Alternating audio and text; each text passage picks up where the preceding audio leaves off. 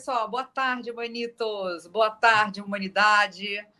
Eu sou Ana Paula, apresentadora do programa Laços e Entrelaços, e hoje tenho o prazer, a honra, a felicidade de bater um papo com Garcia, que é o idealizador da TV Humana. Seja bem-vindo, Garcia. Muito obrigado, agradeço aí seu convite. Vou pedir para você se apresentar, porque ninguém melhor do que você para contar a sua história. Tá, o que você gostaria de saber exatamente? Que aí é difícil, é bem longa. Então, me fala sobre sua formação acadêmica e como que ela te influenciou na escolha da sua carreira.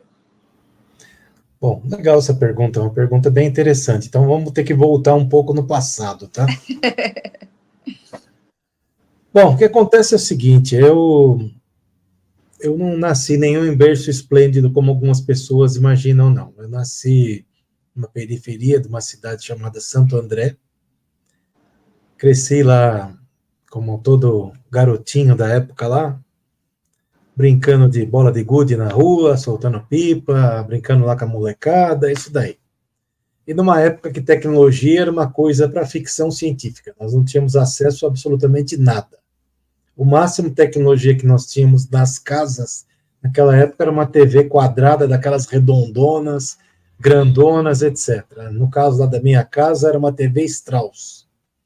Só que daí naquela época lá tinha muito desenho japonês, lá mostrando assim futurologia, naves espaciais, robôs, computadores, etc. Então isso daí foi uma das coisas assim que eu posso dizer que foi que me deu apetite para mexer com tecnologia.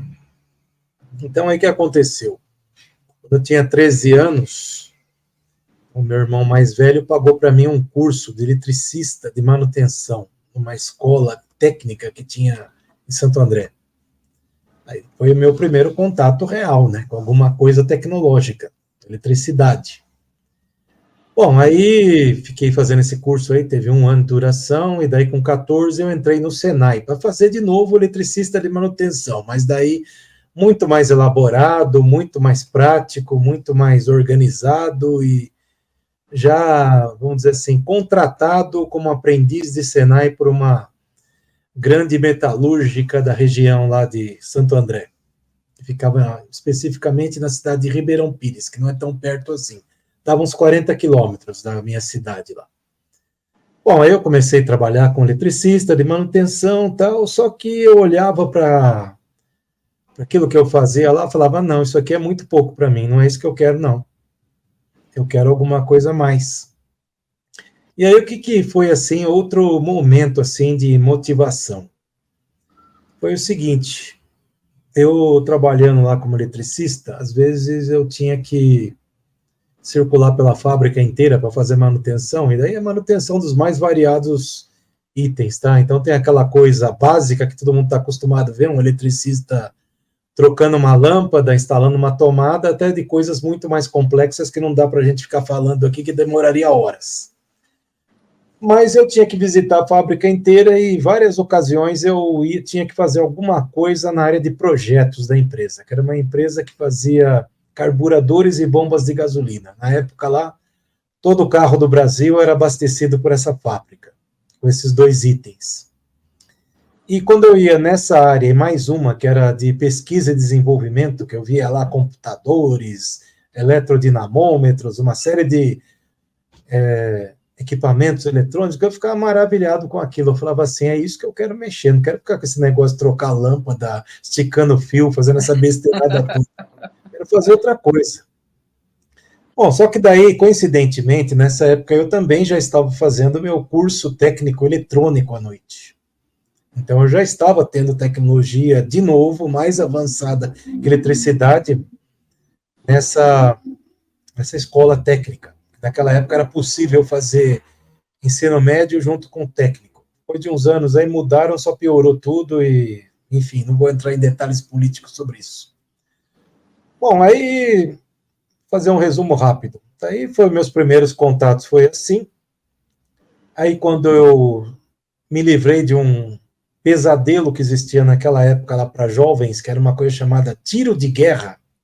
Aí O pesadelo não era tanto de servir no meio do mato lá, correr atrás de cobra, essas coisas todas aí. O problema principal era perder tempo na vida. E uma outra coisa também que acontecia naquela época. Tinha um jovem, tivesse assim, próximo da época do alistamento militar, etc., ele não conseguia emprego, ninguém contratava. Era uma coisa daquele tempo lá dos anos 80, que muita gente fica, ai, que maravilha, que era no meu tempo. Eu sempre falo, meu tempo é agora, dane-se o passado. Eu uso ele só para me inspirar, para relembrar aí, ver até onde eu cheguei e tal, o que eu aprendi lá, mas não fico nessa neura de passado, não. Bom, mas enfim, aí quando eu terminei essa história de tiro de guerra, saí dessa empresa aí e comecei a procurar emprego no que eu queria. Eu falei, eu quero trabalhar com eletrônica em área de projetos. Então, não foi fácil, então não adianta vir aqui com historinhas bonitas, falar, não, foi facinho, então, no dia seguinte consegui emprego. Não foi assim. Eu penei bastante, mas finalmente, depois de um bom tempo, consegui um emprego numa empresa média que fazia lá certos dispositivos eletrônicos aí para computadores. Naquela época lá existia uma coisa chamada Lei da Informática no Brasil. O que era a Lei da Informática? Até escrevi um artigo no LinkedIn sobre isso. Era uma lei que visava desenvolver o parque tecnológico do Brasil. Daí, com isso, ela impunha sérias restrições à importação. Então, tudo que existia no Brasil lá naquela época, nos anos 80, em 1986, era fabricado aqui. Então, PCs eram fabricados aqui, impressoras fabricadas aqui, tudo era fabricado aqui.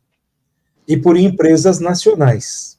Não eram multinacionais com plantas aqui, eram empresas 100% nacionais. Então, naquela época, existia uma coisa que hoje pode até ser que exista, mas numa escala bem menor, que era realmente pesquisa e desenvolvimento. Então, nós tínhamos aí, cada empresa de eletrônica tinha lá a sua área de pesquisa e desenvolvimento. Eu entrei em uma. E quando eu entrei naquilo lá, eu fiquei maravilhado com aquilo lá. Falei, nossa, que coisa legal, é isso mesmo que eu queria. E me desenvolvi bem. Acontece que daí, nessa empresa aí, eu tive a grata sorte de entrar numa empresa assim que ela era altamente tecnológica. Então, eu fiquei assim, já no meu segundo emprego, na ponta. Eu mexia em tecnologia que outros ainda estavam engatinhando. Isso daí me abriu muitas portas. Até outro dia, numa reunião nossa, eu falei para você que desde os meus 21 anos eu sou líder, chefe de alguma coisa. Então, com 21 anos numa outra empresa, depois daquela, mais decorrente do que eu aprendi naquela empresa, eu já entrei para ser coordenador da área de projetos, com 21 anos, de eletrônica. Então, uma coisa que hoje em dia eu olho para trás e falo, será que aconteceu mesmo isso? Eu me pergunto. Mas aconteceu. Você fala que é sorte. A sorte só aparece para quem está preparado. Então, pode até ter pitadinha de sorte, mas você trabalhou bastante para poder entregar e chegar até lá. Sim, eu falo sorte, mas não é só sorte, não. Você tem completa razão. Eu era um profissional diferenciado com 21 anos. E aí isso meio que ficou normal aí na minha vida. Fiz outras coisas aí, bastante aí. Depois fui para a área de educação aí, de automação, de cursos no Senac, trabalhei em empresas no Brasil aí como líder de equipe, diretor de tecnologia, diretor de universidade também. Bom, o que acontece? Nos últimos anos aí eu tô, vamos dizer assim, de empreendedor. Tá? Então, eu não tenho chefe, não tenho patrão, sou eu mesmo que tenho que correr atrás aí para colocar meu sustento em casa. Inclusive, até eu quero fazer um parênteses aqui, que tem muita gente aí no LinkedIn que fica aí com uma história de home office é lindo, maravilhoso e tal. E eu sempre dou porrada quando eu vejo isso. Eu pego e falo, não funciona no Brasil, home office. As pessoas vêm, mas é que você é antigo, que você é um dinossauro, que você é isso, que você é aquilo. Não, então eu vou completar. Eu sou o maior defensor de home office. Só que eu estou dizendo que não funciona, mas eu sou o maior defensor. Para mim, funciona. Então, calma, deixa eu explicar para você. Funciona desde que a pessoa tenha responsabilidade. E ela saiba fazer uma coisa que a maioria não sabe fazer: gestão de tempo. Porque senão você está no home office aí, daí você vai ouvir uma frase bem curta, chamada já que. Já que você está aqui, vai buscar o filho na escola. Já que você está aqui, lava a louça. Já que você está aqui, passa aspirador. Já que você está aqui, faz tal coisa. E daí que acontece? Que hora que o cara trabalha, se ele é CLT? Porque quando ele é CLT, tem uma coisa que é regra para ele: entrar num determinado horário e sair num determinado horário. Passou daquele horário, que é hora extra. Só que daí, com esse monte de jaque no dia, não adianta falar que todo mundo é produtivo, etc. Tal. Não, as pessoas responsáveis são. Por isso que eu sou o maior defensor de home office. Então, eu, como o maior defensor de home office, como eu falei, é um parênteses que eu estou fazendo aqui, eu também sou defensor do seguinte: para o home office existir efetivamente, todos poderem usufruir do jeito que quiserem, tendo jaquês ou não tendo jaquê, tem que reformular essa CLT. Não dá para continuar com isso. Então é o seguinte: todo mundo passa a ser empreendedor, todo mundo adota o sistema americano. Que no sistema americano é muito simples. Tem uma porção de empresa home office? Tem uma porção. Tenho amigos aqui que são do Brasil, hoje moram no Canadá, estão de home office lá e tal. Mas existe um negócio chamado responsabilidade e funciona baseado em prazo. Então, prazo o que é? Você tem uma tarefa que é para entregar, hoje nós estamos gravando uma segunda-feira, para entregar quarta-feira. Então é o seguinte: se vira e quarta-feira entrega. Se você quer fazer 1 hora por dia e depois outro dia virar à noite lá, ficar 24 horas trabalhando, problema teu. Mas não queira agora querer ter todos os benefícios de CLT e ao mesmo tempo quer ter liberdade de horário para fazer bem o que entende. Não dá certo. Então é esse que é o ponto que eu defendo. Mas eu sou o maior defensor de home office. Engraçado, ó, enquanto você está falando do jaquê, para mim eu pensei que você fosse falar o seguinte, aí eu não concordo porque a gente acaba trabalhando muito mais, porque já que o meu computador está aqui, já que eu agora... Não, mas essa visão que você está falando é a visão das pessoas responsáveis. A maior parte não é assim, não adianta, pode falar o que for. Não é, nós vemos isso na prática. Mas vamos voltar aqui para o relato, tá? Que eu quero chegar na TV humana, que é o que você queria. Isso. Bom, então daí como empreendedor aí, uma certa época aí eu ficava indo e voltando para São Paulo todo dia, que eu moro em Santo André até hoje. Santo André é colado em São Paulo, da onde eu tenho lá a base da empresa lá que eu sou ligado, são exatamente 24 quilômetros, só que são 24 quilômetros de martírio no trânsito. Daí alguém vai falar, por que você não vai então de transporte público? Pois é, que de transporte público eu vou gastar o mesmo tempo ou mais, vou ficar extremamente cansado e vou ter que fazer 5 baldeações, então não adianta. Então, no trânsito, é 1h30, 2 para ir, para voltar. Tá? É muito cansativo. Diante disso, em 2019, com um amigo meu que é dono dessa empresa, eu cheguei para ele e falei assim, cara, e daí entra no home office, ó, tá tudo conectado. Falei assim, cara, eu vou alugar uma salinha lá em Santo André, porque em casa não tem espaço para home office, na época não tinha. Alugar uma salinha pequena lá, fico lá fazendo todo o meu trabalho lá virtual, então home office, né, de certa forma, só que com uma salinha alugada, então não mudou muito, próximo de casa e tal. E eu venho aqui para São Paulo uma vez por semana, daí quando é reunião presencial, marco tudo no mesmo dia, marco uma atrás da outra. Ele falou, puta, que ideia legal, faça isso. Então, peguei e fiz.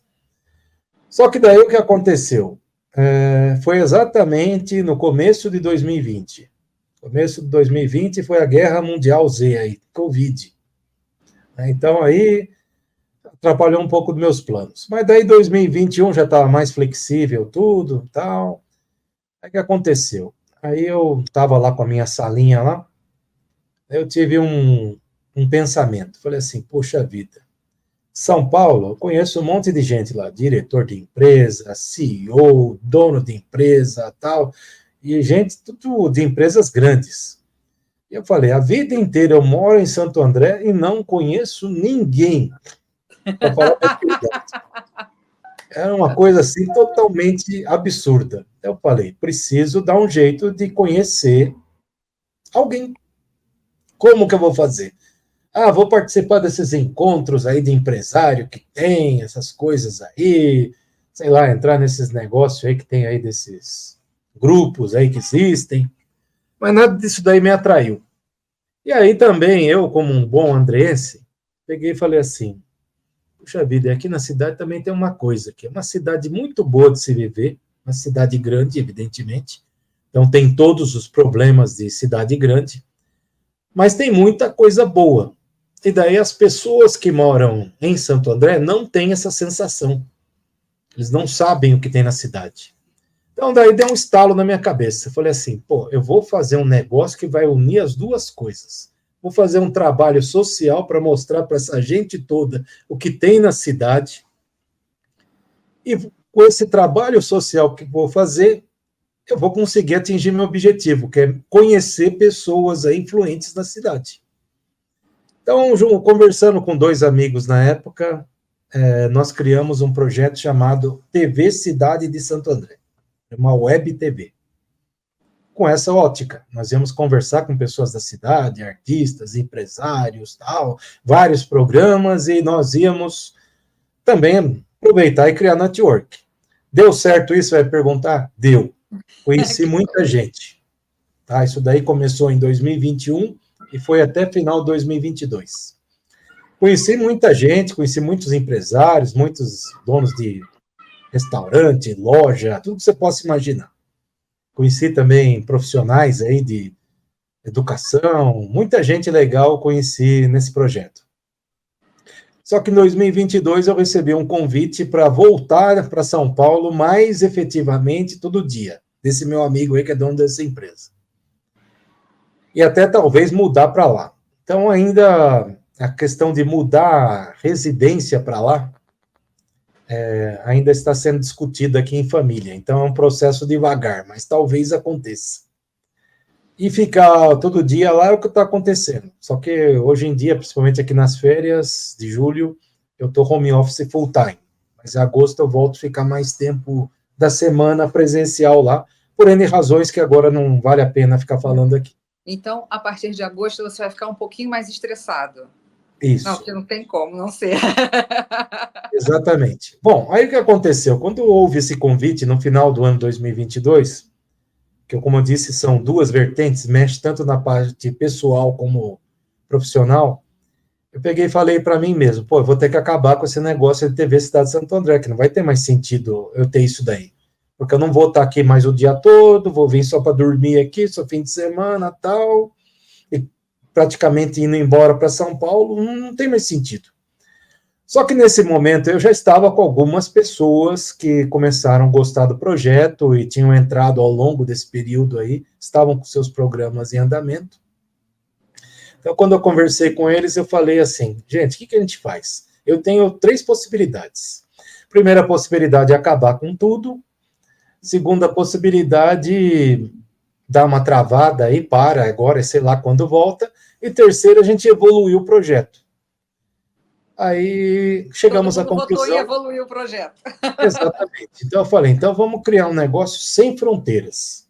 Até porque tem outras pessoas aí de outros lugares aí do Brasil e do mundo que às vezes me procuram. Eu falo, mas aqui é um negócio só de Santo André, o que eu vou ficar falando aí de Salvador, por exemplo, Ceará, o que tem a ver? Nada. Então aí ampliou o projeto, e daí nós mudamos o nome e virou TV Humana, que o objetivo é atender a humanidade. A TV Cidade de Santo André tinha um slogan, o lado bom da cidade. TV Humana tem outro slogan, o lado bom da humanidade. Então isso daí também está intrinsecamente ligado aos eventos da Guerra Mundial Z, lá que foi Covid, né, que até eu já conversei com você também, em que eu comecei a ver que só existia negatividade. Então a gente ligava a televisão, lá parecia que tinha um placar assim falando número de mortos, número de mortos, número de mortos. Né? E todo mundo entrando nesse embalo aí dessa, vamos dizer, essa negatividade coletiva que foi naquela época. Só número de mortos todo dia. Hoje morreram tantos. Exatamente. E aí você liga a televisão lá, dessas abertas aí, né? Porque praticamente eu não existo mais isso, não assisto, né? É só matou não sei quem, morreu, que não sei o que lá, plá, plá, plá. Então é uma coisa assim ridícula. A gente liga a internet, vai nos portais, porque morreu fulano, porque o carro bateu. Então, eu falei, pô, a gente precisa criar uma coisa que as pessoas tenham assim um pensamento mais positivo, mais construtivo.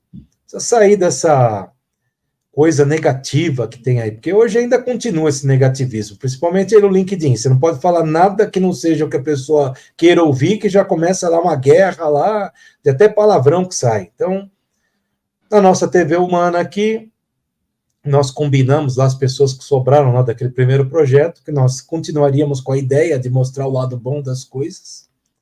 Todas as pessoas que eu convido a participar do projeto, eu deixo isso muito claro. Então, aqui tem algumas coisas que são proibidas, que é falar de tragédias, mortes, doenças. Doenças se for no sentido de educação, de explicar para as pessoas como se tratar, como cuidar, ok. Mas agora falar, o cara morreu de não sei o quê, isso aí não interessa. Tá? Isso aí tem N veículos para isso. Política, então, nem se fala.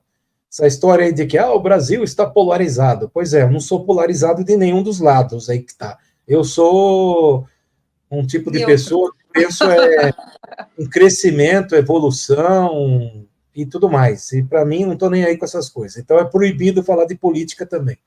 Então, enfim, a TV cresceu muito, continua crescendo. Nós temos aí muitas pessoas, tem pessoas para entrar agora na próxima fase aí da temporada, nas outras também, outros programas. Tem pessoas que deram tempo e vão retornar. E estamos crescendo aí. E numa dessas, eis que estou aqui. Exatamente. Então, eu te localizei no LinkedIn. Então, o princípio para participar aqui da TV, eu fico de olho no LinkedIn. Algumas postagens que nós colocamos, não só no LinkedIn, mas outras redes também, algumas postagens que nós colocamos da TV, eu vejo quem comenta. E daí, quando a pessoa comenta alguma coisa, eu vou ver o perfil dela. Daí eu vejo, se tiver alguma coisa relacionada com o nosso propósito, transmitir o bem, motivar as pessoas, educar, aí eu normalmente convido a pessoa, e foi o que eu fiz com você. Tá? Que daí eu vi que seus propósitos lá são muito dentro do que nós estamos fazendo aqui, e, consequentemente, nós também estamos dentro aí dos seus propósitos. Então, é aí que nós nos entendemos. Então, é isso que é a TV Humana. Perfeito. E me diga uma coisa, né, porque nosso tempo também já está quase no fim. Com toda essa vivência, né, com toda essa experiência que você tem, quais os conselhos você pode dar para os jovens profissionais que estão iniciando suas carreiras? E aí você aproveita e já emenda me dizendo quais as habilidades, qualidades, quais as estratégias que você acredita que são as essenciais para o sucesso. Isso dito por um cara de sucesso, que para mim você é esse cara de sucesso. Então. Obrigado. Bom, eu vou dizer para os jovens iniciantes e para os jovens veteranos, tá? Porque o que acontece? Também existe uma ladainha no LinkedIn da questão do etarismo. E essa questão eu chamo de ladainha e muitas pessoas me xingam, às vezes até, porque é o seguinte, o que eu quero dizer com isso? O jovem que está entrando no mercado de trabalho, ele tem que se antenar para uma coisa que foi o que eu fiz a vida inteira. Você tem que estar na frente. Então, você tem que ver uma tendência, corre já atrás dessa tendência, estuda o máximo possível. E hoje não adianta falar que não dá, que eu não posso, que etc. Nós temos YouTube, nós temos TikTok, nós temos Google, nós temos inteligência artificial, nós temos tudo disponível. Eu sou de uma época que a única coisa que tinha disponível era revista e livro. E a gente corria na frente. Tá? Então, a primeira coisa para os jovens é isso. Esteja à frente dos outros. Então, viu uma tendência, ficou sabendo de algo que vai sair no mercado, aí já estude, porque alguém vai precisar disso em algum momento. Se você já tiver o conhecimento mínimo, você está na frente. Para os jovens veteranos, os acima de 50, vou falar o seguinte, pare de ficar na choradeira, que você não vai arrumar mais aquele emprego lá de ficar 20 anos para se aposentar, 30, 40 anos numa empresa. Isso não existe mais. Isso vale também para o jovem, que iniciante. O que você tem que fazer, se você não fez até hoje, você tem que se reinventar todo dia. Então, o que é se reinventar? E não tem vergonha nenhuma disso. Eu pego, às vezes, muitos Uberes aí, motoristas, começo a conversar e pergunto para ele, o que você faz?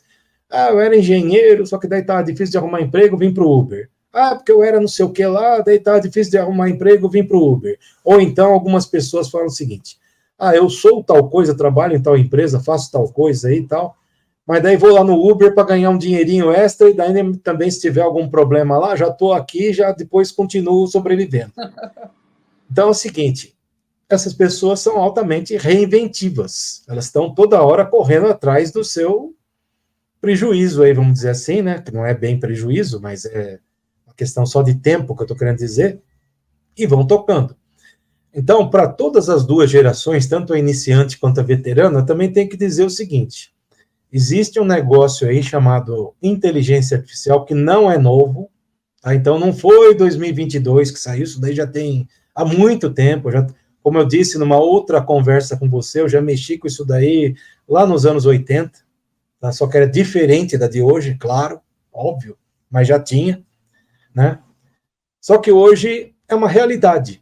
Então, assim como internet, que eu também fui um dos primeiros 2.000 usuários do Brasil, também tive essa honra, tá? Era uma novidade que ninguém sabia o que era, ficava lá tendo propagandas na TV, e o CD do AOL lá, que todo mundo até fez lustre lá de tanto que recebia em tudo quanto é lugar. Você lembra disso? CD do AOL? Não. Bom, aí o que aconteceu? Hoje é comum, todo mundo mexe com a internet, mas em algum momento não era. Ela era uma coisa pouca gente usava, muito exclusiva, foi popularizando e hoje quem vive sem internet? Tanto que nós estamos aqui com internet. O tal do home office lá que eu estava falando só funciona porque tem internet, né? Aí outra coisa também, celular. Teve lá a época lá que você pegava filas para daí sabe Deus quando lá um dia no plano de expansão você ter uma linha celular. Hoje todo mundo tem celular. Inclusive no Brasil, não sei se você sabe, é quase 2 telefones por habitante que existe no Brasil. Sabia disso? Não. Duas linhas e 2 aparelhos. É quase isso que existe no Brasil. Nós somos um dos maiores consumidores per capita do mundo de telefonia celular. Deve ser um para usar no trabalho e outro é o pessoal. É mais ou menos isso. Então, o que acontece? Também se popularizou. Todo mundo hoje usa, todo mundo tem, um pouco mais caro, outro mais barato, outro com mais recursos, com menos recursos, mais rápido, menos rápido, mas todo mundo tem. Antigamente não era assim. Então, a inteligência artificial é uma coisa que eu ouço aí algumas pessoas falarem, principalmente os veteranos, isso não é para mim, eu não preciso disso. Olha, eu vou dizer para você está completamente errado. E o jovem também, tem algumas pessoas passando algumas informações erradas aí, principalmente em TikToks da vida, etc. Não, que hoje o negócio é você saber fazer prompt. Não, o negócio não é você saber prompt. O negócio é você ter conhecimento. Porque a inteligência artificial hoje, que nós estamos aqui em 2024, então pode ser que daqui 6 meses não seja mais isso que eu vou falar, porque está evoluindo muito rápido. Hoje, você faz uma pergunta ou pede algo para essa inteligência artificial, ela responde para você, seja fazendo uma foto, fazendo um vídeo, fazendo um texto, etc. Só que se você não tiver aqui o conhecimento necessário para entender que aquilo ali é o ideal ou não é o ideal, não serve para nada. Então, a inteligência artificial hoje, como de novo, em 2024, é uma grande ferramenta. Então, quem souber usar essa ferramenta, economiza tempo.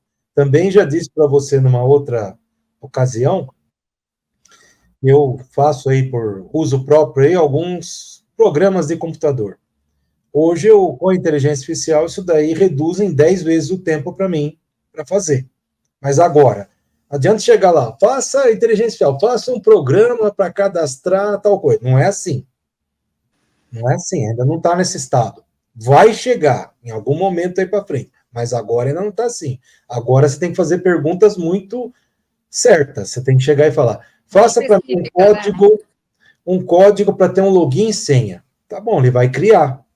Vai te otimizar tempo, como eu falei, 10 vezes. Só que você vai ter que olhar ali e falar: agora refina isso daqui, refina aquilo ali, troca isso daqui, troca aquilo ali, até que você consegue atingir seu objetivo. Então, para os jovens, principalmente, aproveitem o momento, que isso daqui ainda está começando, tem muito espaço para todo mundo se especializar, aprender a usar, aprender a criar novas, criar, como eu posso dizer, aplicativos para isso. Então, tem muito espaço. E os veteranos? Mesma coisa. Veterano, então, você está mais na frente. Eu gostei bastante de você ter falado dos jovens veteranos, e eu nunca tinha pensado nessa expressão dessa forma.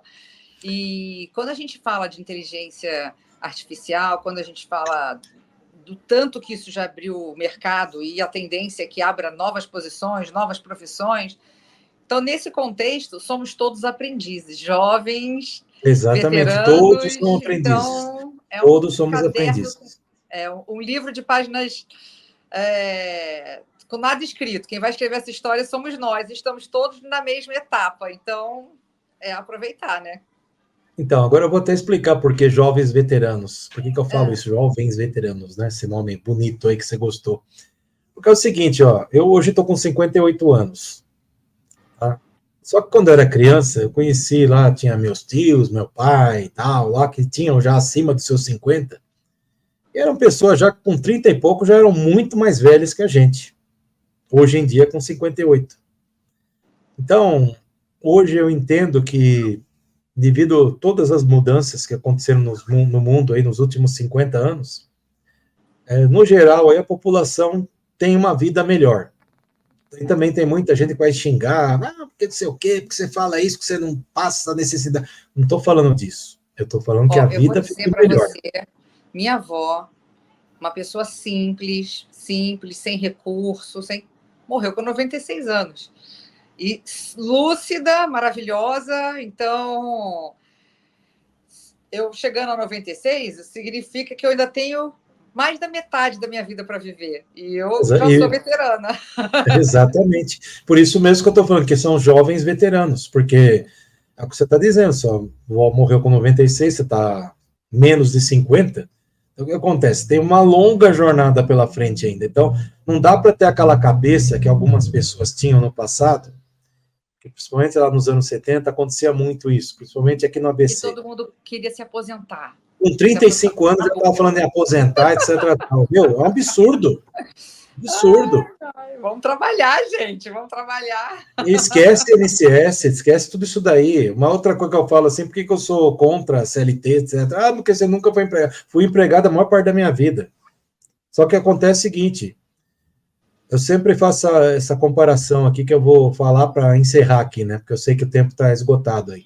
Já. É o seguinte, se CLT é uma coisa tão boa assim, por que tem pessoas que vão lá, descem lá na Cidade do México, pagam lá coiotes, atravessa deserto, corre o risco de morrer, alguns morrem até no deserto, entra ilegalmente nos Estados Unidos, onde não existe, eles não sabem nem o que é isso, CLT, uma palavra que eles pegam e falam, é palavrão que você está falando? Porque lá é o seguinte, você chega lá, você trabalhou, você recebeu, você não trabalhou, você não recebe. Ah, mas daí o atestado que eu fiquei doente, então você não recebe. Trabalhou. Entendeu? Então, assim, por que se isso aqui é tão bom assim, por que tem tanta gente fugindo disso, indo para um lugar que não tem? E daí não é uma vida horrorosa lá. Se fosse horrorosa, ninguém queria ir para lá.